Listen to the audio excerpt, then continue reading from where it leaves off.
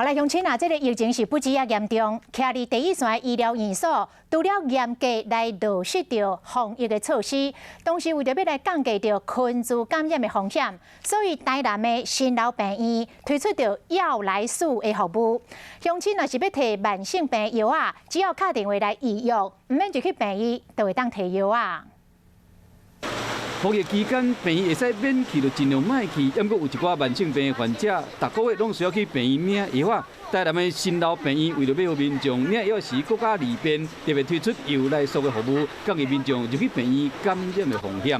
一天大概有将近100个左右的个案呢，民众呢前来领药，那这样其实就可以减少很多病人进出医院，然后减少感染率。 也是希望民众呢，就是为了您的健康，能够平平安安的度过这一次的危机。那希望你们都可以用预约的方式，那你们都可以很快在1分钟之内就可以领到您的药品。